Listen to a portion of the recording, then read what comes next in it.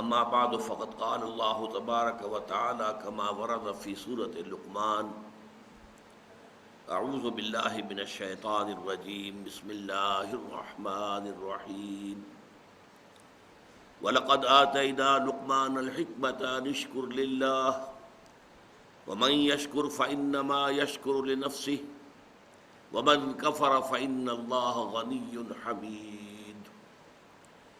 وَإِذْ قَالَ لُقْمَانُ لِابْنِهِ وَهُوَ يَعِظُهُ يَا بُنَيَّ لَا تُشْرِكْ بِاللَّهِ إِنَّ الشِّرْكَ لَظُلْمٌ عَظِيمٌ إِلَى قَوْلِهِ یا بنی انہا ان تک مثقال حبۃ من خردل فتکن فی صخرۃ او فی السماوات او فی الارض یأت بها اللہ ان اللہ لطیف خبیر یا بنی اقم الصلاة وأمر بالمعروف وانہ عن المنکر واصبر علی ما اصابک ان ذلک من عزم الامور صدق اللہ العظیم رب اشرح لي صدري ويسر لي امري واحلل عقدة من لساني يفقهوا قولي اللهم ربنا الهمنا رشدنا واعذنا من شرور انفسنا اللهم ارنا الحق حقا وارزقنا اتباعه وارنا الباطل باطلا وارزقنا اجتنابه اللهم وفقنا لما تحب وترضى وتقبل منا فإنك خير المتقبلين آمین یا رب العالمین۔ سورہ لقمان کے دوسرے رکوع کی کل 8 آیات ہیں۔ پہلے حصے کی جو 4 آیات ہیں نصف اول کی، ان میں سے صرف ایک آیت ہے کہ جو حضرت لقمان کی نصیحت پر مشتمل ہے جو انہوں نے اپنے بیٹے کو کی۔ باقی 3 آیات اللہ تعالیٰ کی طرف سے۔ پہلی آیت میں اللہ تعالیٰ نے انٹروڈیوس کرایا حضرت لقمان کو۔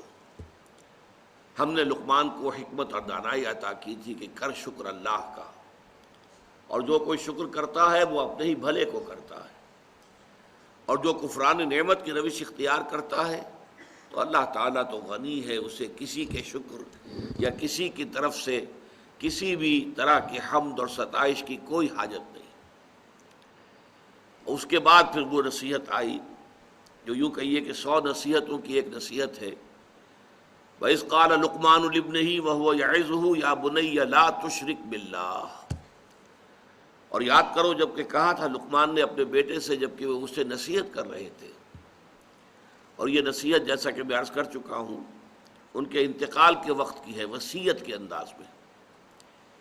اے میرے بچے، اللہ کے ساتھ کسی کو شریک مت ٹھہرائیو، ان الشرک لظلم عظیم، یقیناً شرک بہت بڑا ظلم ہے، بہت بڑی ناانصافی ہے۔ یہاں سے در حقیقت شکر کا جو ایک لازمی تقاضا ہے، ادائے حقوق، اگر کوئی آپ کے ساتھ کوئی بھلائی کر رہا ہے تو آپ بھی اس کے ساتھ بھلائی کرنی چاہیے۔ هل جزاء الاحسان الا الاحسان، قاعدہ ہے، کلیہ ہے، فطرت کی بدیہیات میں سے ہے۔ تو اسی میں سے ایک تقاضا نکلتا ہے کہ پھر اس کا ایک حق آپ پر قائم ہو جاتا ہے کہ جو حق آپ کو ادا کرنا ہے۔ تو اللہ تعالیٰ کے حقوق کو تو یوں کہیے کہ دریا کو کوزے میں بند کر دیا گیا ایک لفظ میں کہ اللہ کے ساتھ شرک نہ کیا جائے۔ سارے حقوق اس میں آ گئے، ہاتھی کے پاؤں میں سب کے پاؤں۔ یہ جیسا کہ ہم عرض کر چکے ہیں، انشاءاللہ علیحدہ سے پورا ایک درس جو ہے اسی موضوع پر ہوگا، حقیقت و اقسام شرک۔ اس کے بعد ادائے حقوق کا تذکرہ جو آیا تو اس میں والدین کا حق، مخلوق میں سب سے بڑھ کر جو حقوق ہیں انسان پر وہ والدین کے ہیں۔ خالق اگرچہ اللہ ہے لیکن تخلیق میں ذریعہ والدین بنے ہیں۔ پروردگار پالنہار رزاق اللہ ہے، لیکن یہ کہ انسان تک اس کی یہ تمام رزاقیت جو ہے وہ پہنچتی ہے والدین کی اس کے ذریعے سے۔ بچپن کے اندر وہی در حقیقت ذریعہ بنتے ہیں اس کے پالنے اور پوسنے کا۔ لیکن اس میں یہ ہے کہ اگر والدین کا یہ حق کہ ان کے ساتھ حسن سلوک کیا جائے، اس سے آگے بڑھ کر اللہ تعالیٰ کے حق پر دسترازی کرے اور انسان کو مجبور کرے کہ وہ اللہ کے ساتھ شرک کرے، تو صاف کہہ دیا گیا ان کا کہنا، ان دونوں کا کہنا مت مانو، میری ہی طرف تم سب کو لوٹنا ہے، تمہیں بھی اور تمہارے والدین کو بھی۔ پھر وہاں سب کو معلوم ہو جائے گا کہ حقیقت حال کیا تھی۔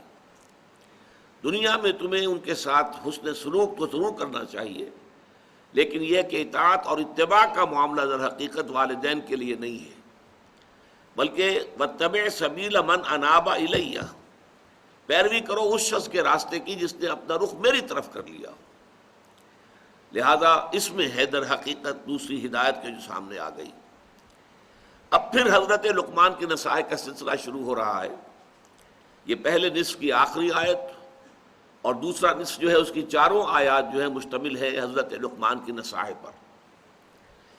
یا بنی انہا ان تک مثقال حبۃ من خردل فتکن فی صخرۃ او فی السماوات او فی الارض یأت بها اللہ ان اللہ لطیف خبیر۔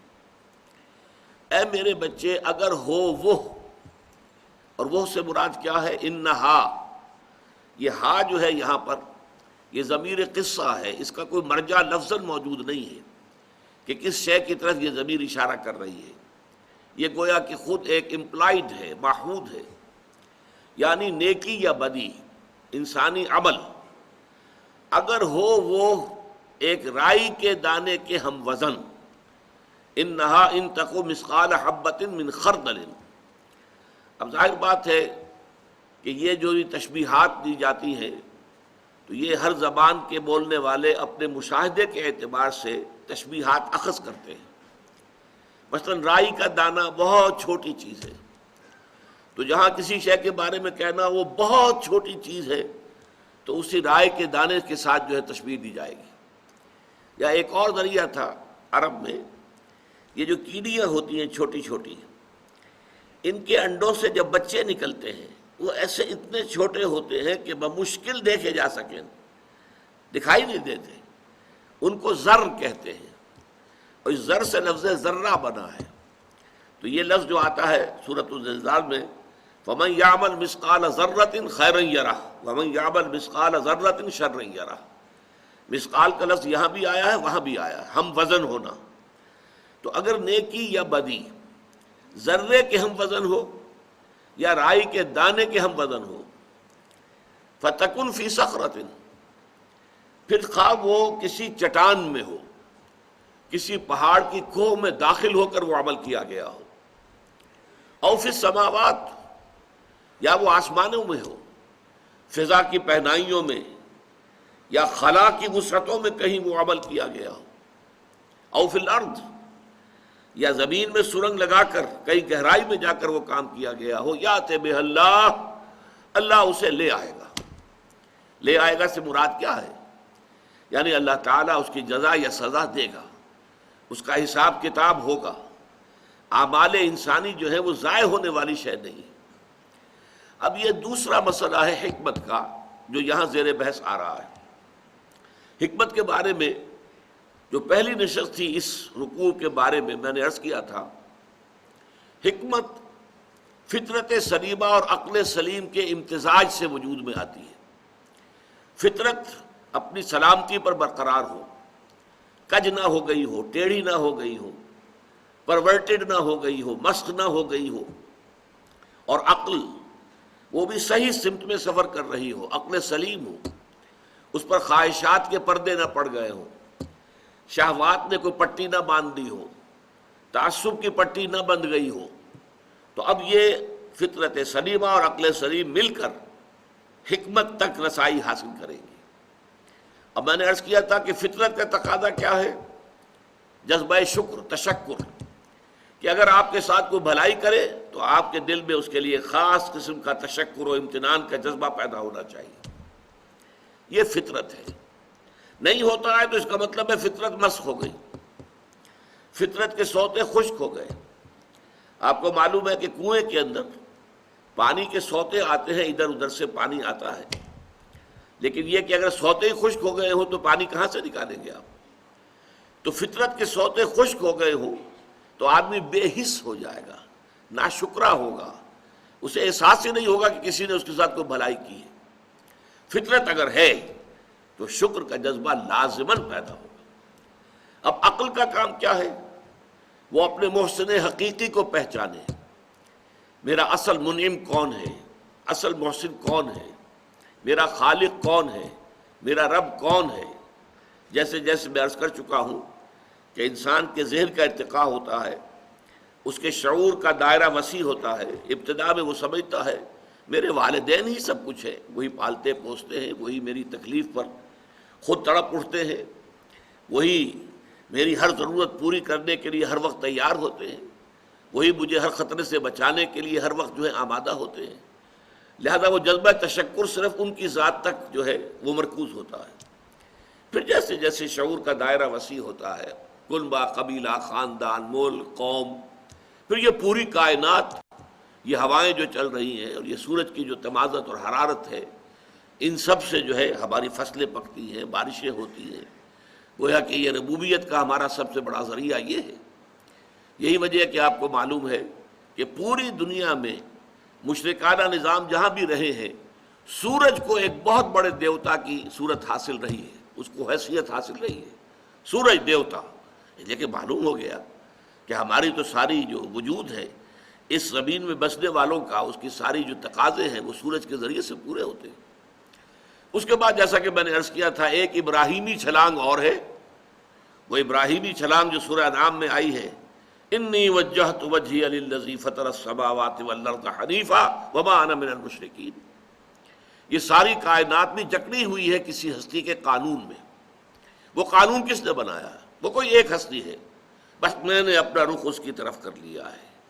یہاں نتیجہ کیا نکلا؟ انشکر للہ، تمہارے شکر کا اب اصل مستحق کون ہے؟ اللہ ہے۔ اب آگے چلیے، ایک دوسری شے جو فطرت کے اندر مضمر ہے وہ یہ ہے کہ نیکی نیکی ہے، بدی بدی ہے۔ جیسا کہ میں نے اس وقت عرض کیا تھا، بدیہیات فطرت جنہیں ہم کہتے ہیں، جو چیزیں بالکل از خود روشن ہیں، از خود واضح ہیں۔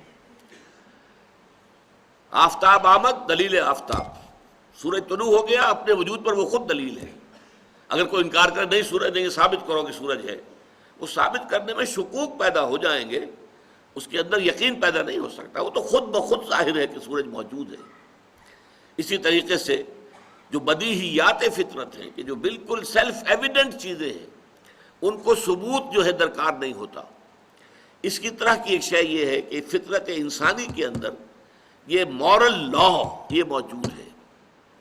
آپ کے علم میں ہوگا کہ ایک بہت بڑی کتاب لکھی گئی تھی، کانٹ نے لکھی تھی، کرٹیک آف پیور ریزن، اور اس نے ثابت کیا تھا کہ اللہ کے وجود کے لیے، خدا کے وجود کے لیے کوئی منطقی دلیل وہ موجود نہیں ہے۔ جو دلیل بھی دی جاتی ہے اسے منطق ہی کاٹ دیتی ہے۔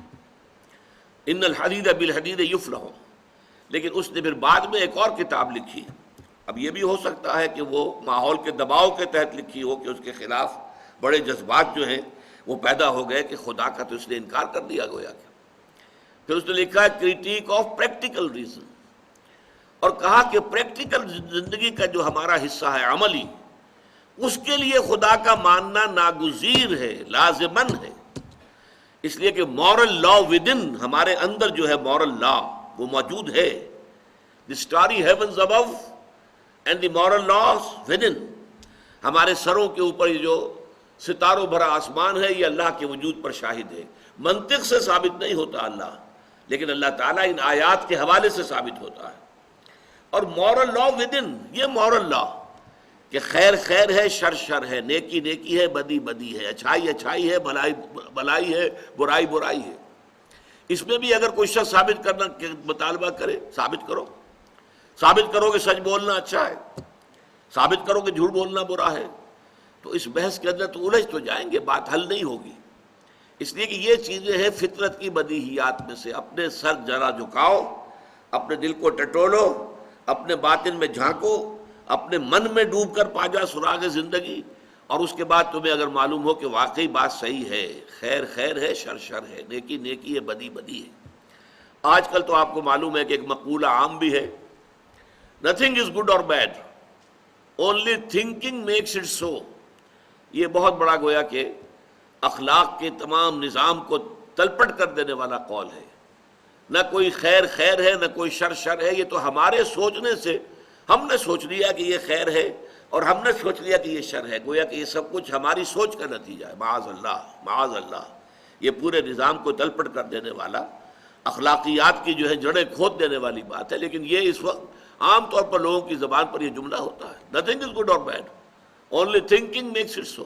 نہیں، گڈ اور ایول، اچھائی اور برائی، یہ در حقیقت مستقل اقدار ہیں اور نفس انسانی کے اندر ودیت شدہ موجود ہے. نفس انسانی کے اندر، صرف روح میں نہیں، یہ نوٹ کر لیجئے.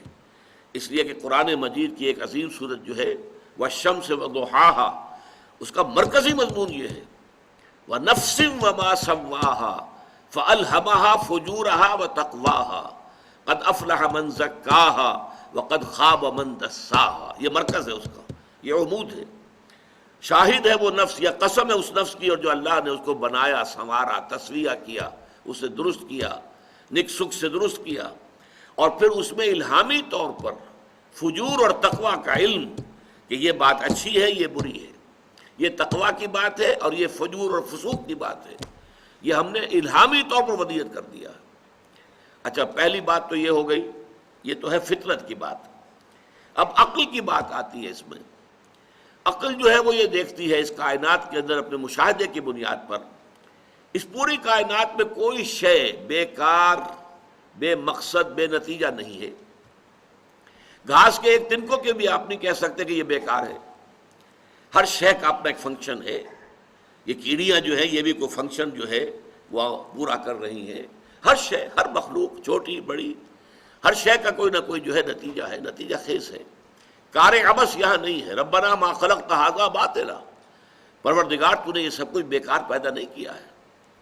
افحسبتم انما خلقناکم عبثا وانکم الینا لا ترجعون، کیا تم نے سمجھا کہ ہم نے تمہیں عبث پیدا کیا، بیکار پیدا کیا؟ نہیں.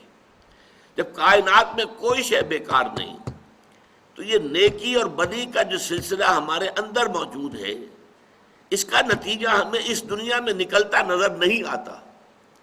نیکوکاروں کے لیے بس اوقات تکالیف ہیں، مصائب ہیں، مشکلات ہیں.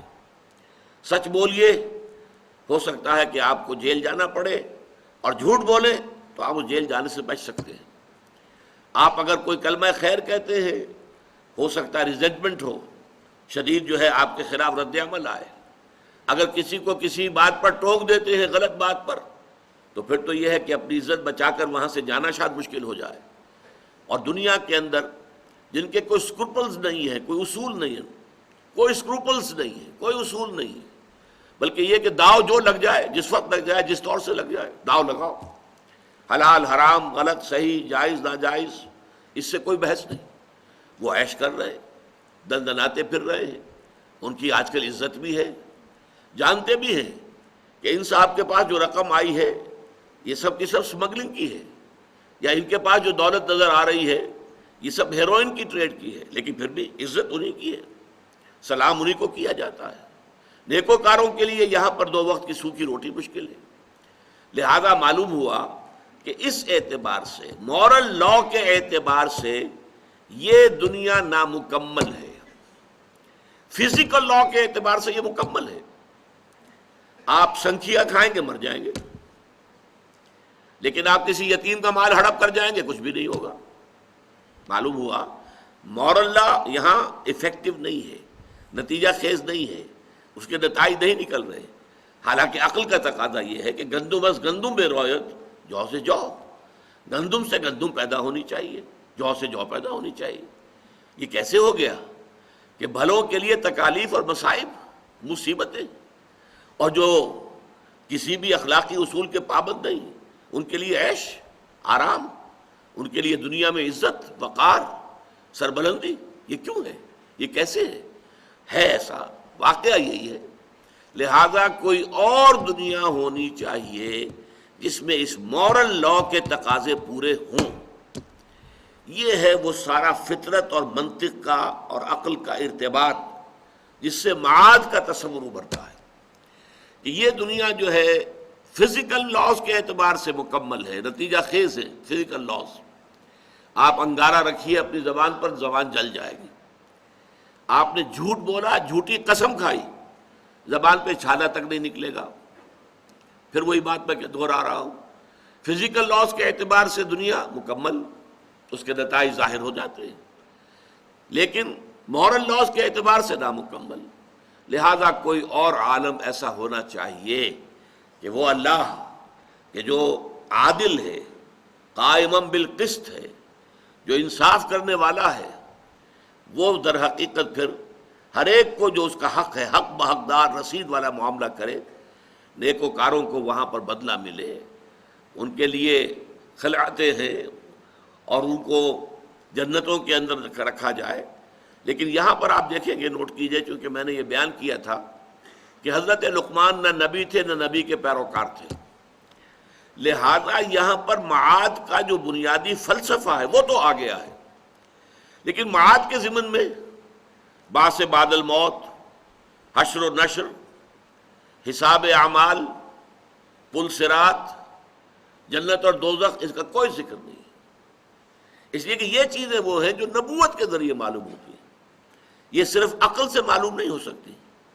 فطرت اور عقل دونوں کے امتزاج سے جو حکمت وجود میں آتی ہے وہ ادھر تو اشارے کر دیتی ہے کہ نہیں، انسانی اعمال ضائع ہونے والی شے نہیں ہے، لازماً نتیجہ نکلنا چاہیے، لازماً نکلنا چاہیے، لازماً نکلنا چاہیے، اور کوئی عمل خواہ کتنا ہی چھوٹے سے چھوٹا ہو ضائع نہیں ہوگا. یا بنی انہا ان تکو مثقال حبۃ من خردل، اے میرے بچے، خواہ نیکی اور بدی وہ ہو ایک رائی کے دانے کے ہم وزن، فتکن فی صخرۃ او فی السماوات او فی الارض، پھر وہ کسی چٹان کے اندر وہ عمل کیا گیا ہو، یا کہیں آسمانوں میں، کہیں فضاؤں میں، خلا کی پہنائیوں میں اور وسعتوں میں کیا گیا ہو، اور یا یہ کہ زمین کے پیٹ میں گھس کر کیا گیا ہو، اللہ اسے لے آئے گا. ان اللہ لطیف خبیر، یقیناً اللہ لطیف ہے، نہایت باریک بین ہے، اس کی نگاہ سے کوئی شے چھپی ہوئی نہیں ہے، وہ باخبر ہے، ہر شے کا جاننے والا ہے. یہ ہے حکمت لقمانی کا دوسرا اہم حصہ. پہلا انشکر للہ، اور اللہ تعالیٰ کی شکر کا تقاضا کیا ہے؟ لا تشرک باللہ، اللہ کے ساتھ شرک مت کرنا. ان الشرک لظلم عظیم، وہ بھی فطرت انسانی اور عقل سلیم، ان دو کے امتزاج سے وجود میں آنے والے نتائج تھے. اسی طرح اب یہ معاد کا اجمالی تصور، یہ تفصیلی نقشہ نہیں ہے. جیسا کہ میں نے بارہا آپ کو سنایا حضور کا ایک خطبہ، اب حضور ایک نبی کی حیثیت سے خطبہ دے رہے ہیں. واللہ لتموتن کما تنامون ثم لتبعثن کما تستيقظون ثم لتحسبن بما تعملون ثم لتجزون بالاحسان احسانا وبالسوء سوءا وانها لجنۃ ابدا او لنار ابدا. خدا کی قسم تم سب پر موت طاری ہو جائے گی جیسے کہ روزانہ رات کو سو جاتے ہو، اور پھر تم سب ایک روز اٹھا لیے جاؤ گے جیسے کہ روزانہ صبح کو بیدار ہو جاتے ہو. پھر تمہارا حساب کیا جائے گا، محاسبہ ہوگا تمہارے اعمال کا جو کچھ کہ تم کر رہے ہو، اور اس کے بعد تمہیں بدلہ ملے گا. تجزون بالاحسان احسانا، بھلائی کا بھلا بدلہ ملے گا، وبالسوء سوءا، اور برائی کا برا بدلہ ملے گا. اور وہ بھلا بدلہ کیا ہے؟ وَإِنَّهَا لَجَنَّةٌ أَبَدًا، وہ جنت ہے ہمیشہ ہمیش کے لیے، او لنار أَبَدًا، یا پھر جہنم ہے ہمیشہ ہمیش کے لیے. یہ تفاصیل جو ہیں یہ در حقیقت وحی کے ذریعے سے معلوم ہوتی ہے. یہ وحی کے ذریعے سے محمد الرسول اللہ صلی اللہ علیہ وسلم کے علم میں آئیں، اور محمد الرسول اللہ صلی اللہ علیہ وسلم نے لوگوں کو آگاہ کیا. محض حکمت کی بنیاد پر یہ تفاصیل علم میں نہیں آ سکتی. لیکن ایک بات موٹی جو اس کا اصل لب لباب ہے کہ انسانی اعمال ضائع ہونے والی شے نہیں ہے، ان کے نتائج نکل کر رہیں گے، اور چھوٹے سے چھوٹا عمل بھی ضائع نہیں ہوگا، خواہ وہ نیکی کا ہو خواہ بدی کا. وَمَن يَعْمَلْ مِثْقَالَ ذَرَّةٍ خَيْرًا يَرَهُ وَمَن يَعْمَلْ مِثْقَالَ ذَرَّةٍ شَرًّا يَرَهُ. اب آگے چلیے، یہ تو گویا کہ بحث ہو گئی سورہ والعصر میں جو ایمان کی بحث تھی. والعصر ان الانسان لفی خسر الا الذین آمنوا. اب ایمان میں یہاں ایمان باللہ اور توحید اس کا معاملہ آ گیا. ایمان بالمعاد اس کا تذکرہ ہو گیا. ایمان بالملائکہ، ایمان بالکتب، ایمان بالرسل اور انبیاء، اس کا یہاں تذکرہ نہیں ہوگا، اس لیے کہ یہ نبی ہے ہی نہیں، بلکہ یہ تو ایک حکیم انسان ہے، دانا انسان ہے، اپنی فطرت سلیمہ کی رہنمائی میں عقل سلیم سے کام لے کر ان بنیادی حقائق تک پہنچے. لہذا اب اس کے بعد آ رہا ہے وَعَمِلُوا الصَّالِحَاتِ، عمل صالح کے ضمن میں یہاں ایک بات تو ابھی اسی آیت کے اندر اگلی جو ہے آ رہی ہے، اس کے بعد دو باتیں جو ہیں اگلی دو آیات میں آئیں گی۔ یا بنی اقیم الصلاۃ، اے میرے بچے نماز کو قائم رکھیو۔ اب یہاں نوٹ کر لیجئے کہ نماز سے مراد وہ نماز تو نہیں ہو سکتی کہ جو میں اور آپ پڑھتے ہیں۔ یہ نماز جو ہے یہ تو ہم نے محمد الرسول اللہ صلی اللہ علیہ وسلم سے سیکھی ہے۔ آپ سے پہلے حضرت موسیٰ علیہ السلام کی شریعت میں نماز کی کیا شکل تھی ہمیں پورے طور پر معلوم بھی نہیں ہے۔ ظاہر بات ہے یہ نہیں تھی کہ جو ہمیں عطا ہوئی ہے۔ صلو کما رأیتمونی اصلی، لوگوں نماز پڑھا کرو جیسا کہ مجھے دیکھتے ہو میں نماز پڑھتا ہوں۔ تو ہمارے لیے تو نماز یہ 5 نمازیں ہیں، یا کوئی اور اگر نفلی نمازیں پڑھنا چاہیں تو 2 یا 3 اور ہیں۔ لیکن یہ کہ صلاۃ کا اصل مفہوم کیا ہوگا یہاں پر، اس میں ہمیں لغت کی طرف جانا پڑے گا۔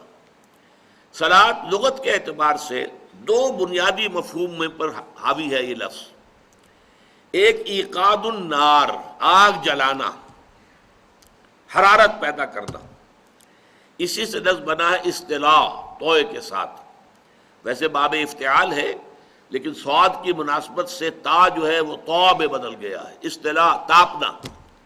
یہ آپ کو معلوم ہے کہ سورۃ النمل میں بھی اور سورۃ القصص میں بھی آیا ہے کہ حضرت موسیٰ علیہ السلام جب واپس آ رہے تھے مدین سے مصر کی طرف، تو راستے میں آپ نے دیکھا کہ آگ ہے کہیں نظر آ رہی ہے، اور وہ رات بڑی سرد تھی بہت اور تاریکی تھی، اور وہ کہیں بھٹک بھی گئے تھے، راستہ بھول گئے تھے۔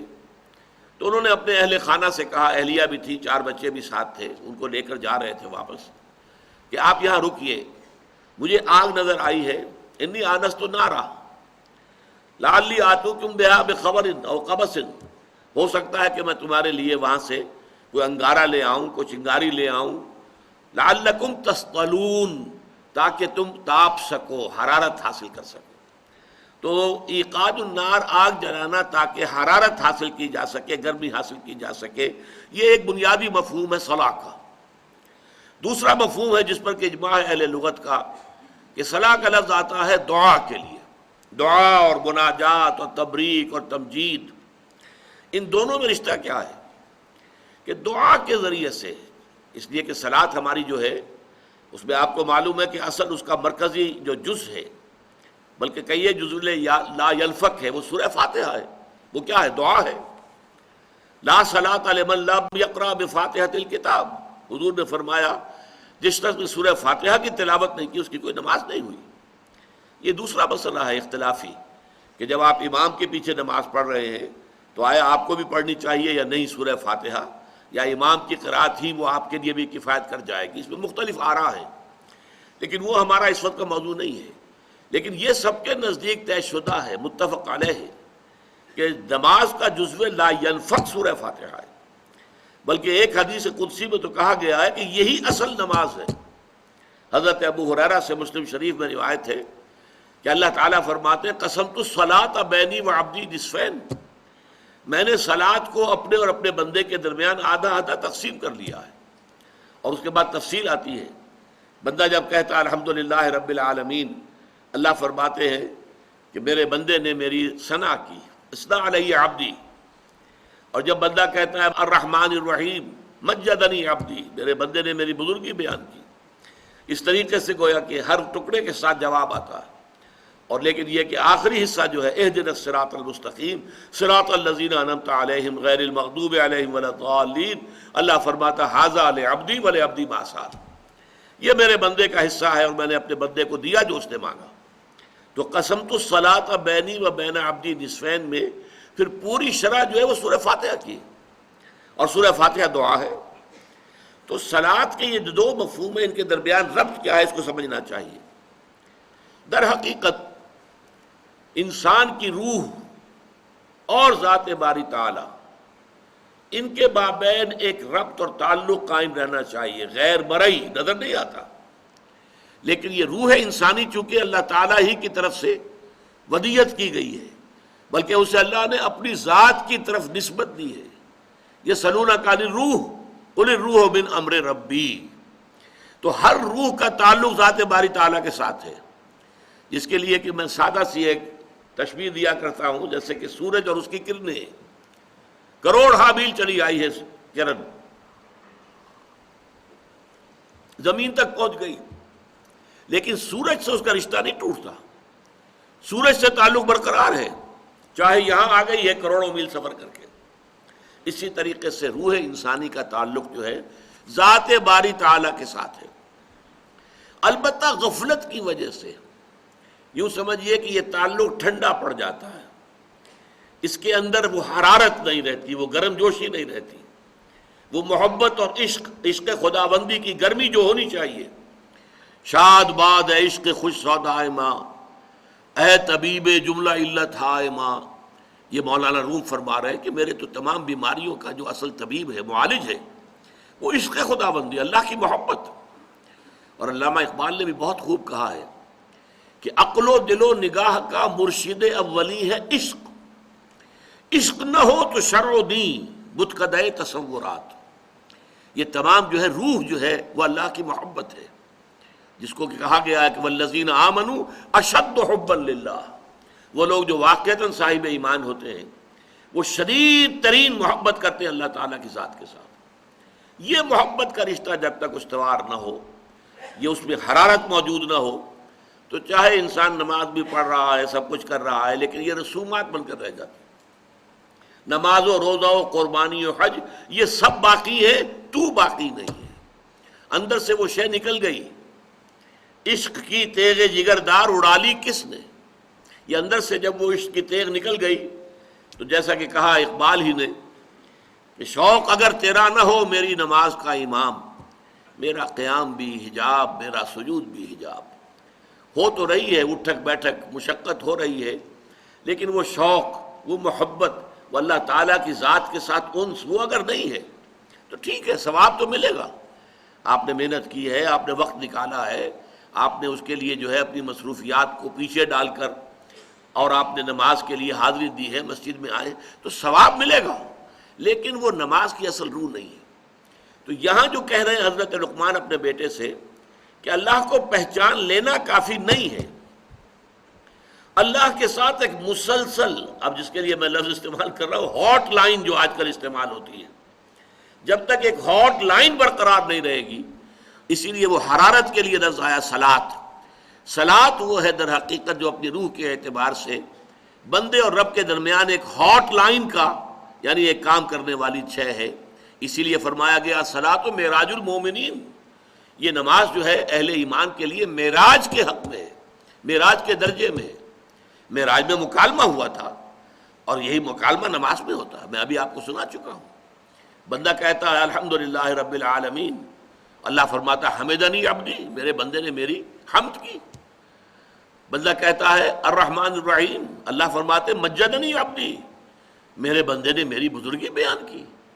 بندہ کہتا ہے مالک یوم الدین، اللہ فرماتے اثنا علی عبدی، میرے بندے نے میری ثنا کی۔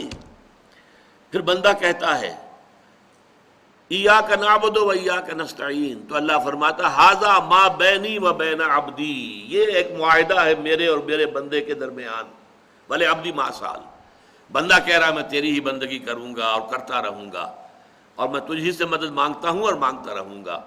اللہ فرماتا ہے یہ میرے اور اس کے درمیان اب عہد ہے، ھذا ما بینی و بین عبدی، یہ میرے اور میرے بندے کے مابین ایک عہد ہے، قول و قرار ہے، ایک معاہدہ ہے، ایک میثاق ہے، بھلے عبدی ما سال، اور میں اپنے بندے کو دوں گا، اور یا میں نے دیا اپنے بندے کو جو کچھ کہ اس نے مانگا ہے۔ تو یہ مکالمہ چل رہا ہے، افلاک سے آتا ہے نالوں کا جواب آخر، کرتے ہیں خطاب آخر، اٹھتے ہیں حجاب آخر۔ یہ انسان بسا اوقات نماز میں، اور خاص طور پر تنہائی کی نماز باجماعت میں یہ کیفیت بہت کم جو ہے انسان کو حاصل ہو سکتی ہے۔ نماز باجماعت کے کچھ اور ہیں کہ جو مصلحتیں ہیں، اس کے فوائد ہیں، وہ ایک نظم پیدا کرنا اور ایک معاشرے کے اندر ایک خاص رنگ پیدا کر دینا، ایک خاص ثقافت کو لے آنا، بروئے کار لے آنا، یہ در حقیقت اس کے خارجی اور اجتماعی جو ہے وہ مفادات اور مصلحتیں ہیں، بہت زیادہ غالب ہیں اس کے اوپر۔ اس میں جو ہے وہ داخلی رابطہ جو ہے انسان کا وہ اتنا نہیں ہو سکتا، اس لیے کہ کسی وقت آپ کا جی چاہ رہا ہے کہ ابھی آپ تسبیحیں اور کہیں رکوع کے اندر، امام کہتا ہے سمع اللہ لمن حمدہ، اور آپ کو سر اٹھانا پڑے گا، اب چاہے وہ آپ کی طبیعت کر رہی تھی، آپ سجدے بھی اندر سر رکھ کر آپ کی طبیعت چاہ رہی ہے کہ ابھی طویل ہو سجدہ، میں نے اپنے رب کے قدموں میں اپنا سر رکھ دیا ہے تو میرا یہ سجدہ طویل ہو جائے، لیکن وہ تو حکم ہوگا امام کا اللہ اکبر اور آپ کو سر اٹھانا ہوگا۔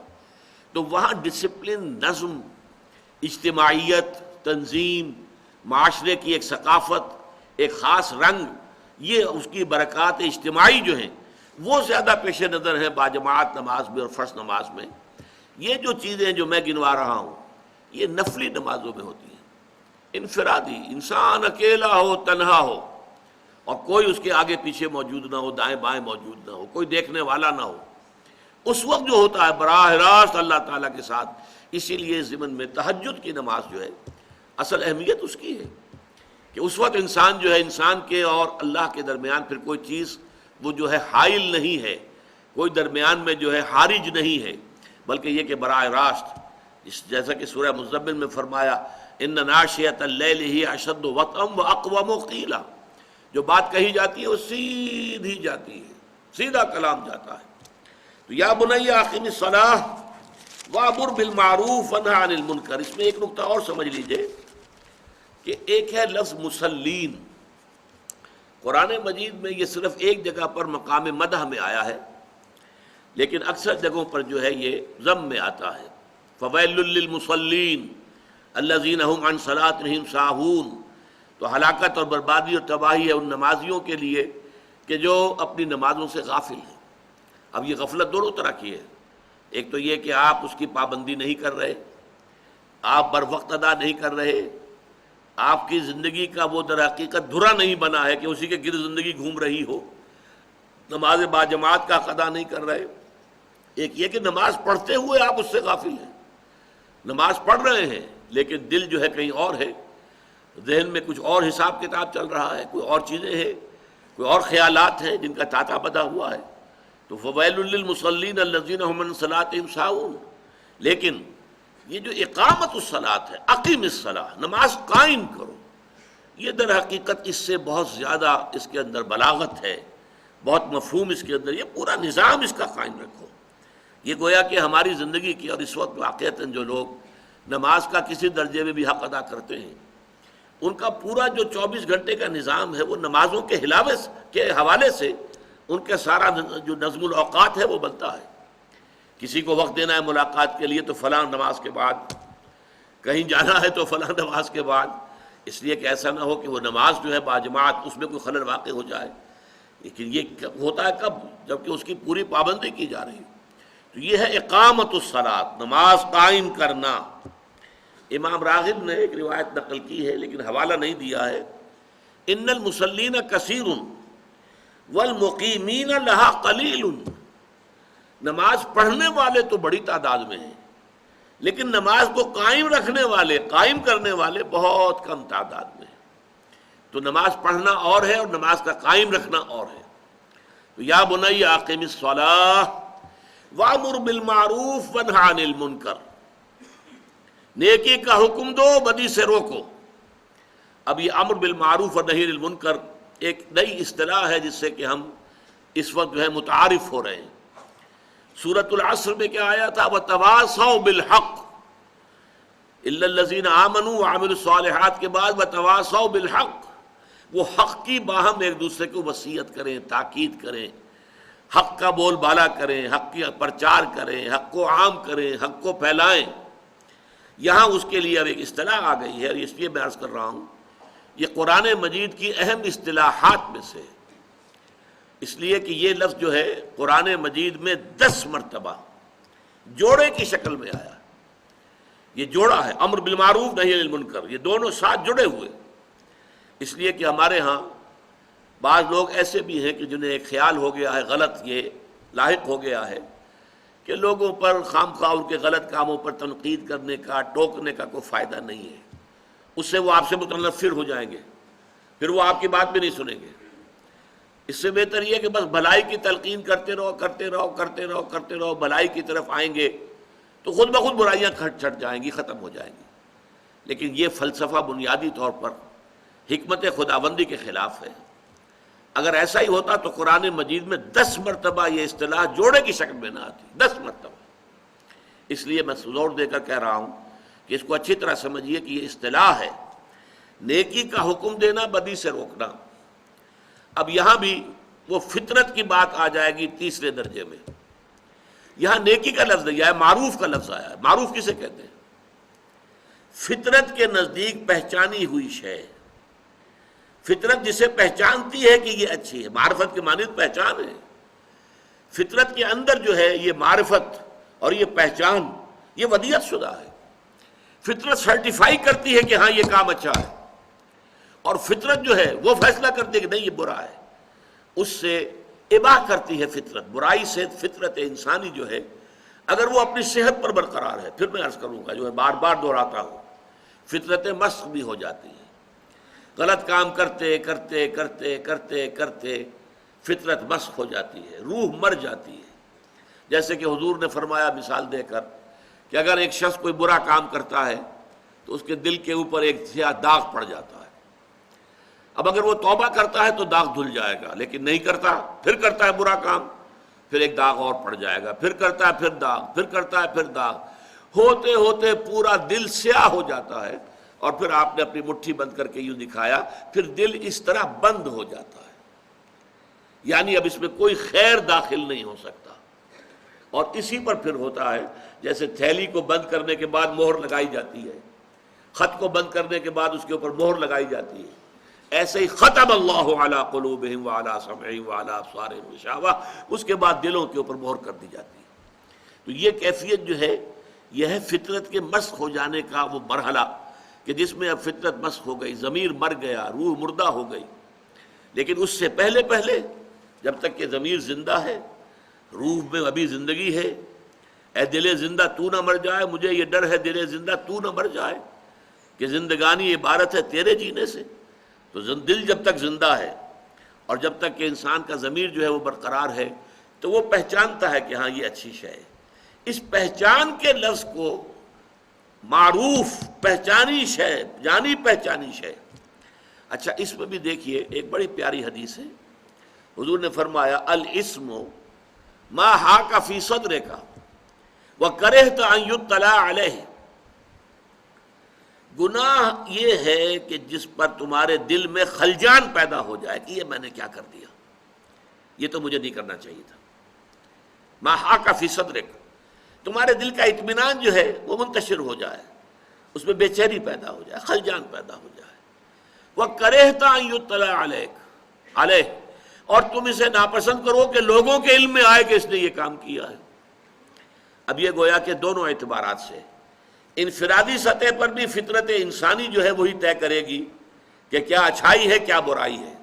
جو اس کی جانی پہچانی شے ہے وہ معروف ہے، اور جو جس سے وہ اباح کرتی ہے، جس سے انکار کرتی ہے، نہیں یہ ٹھیک کام نہیں ہے، برا کام ہے، وہ منکر ہے۔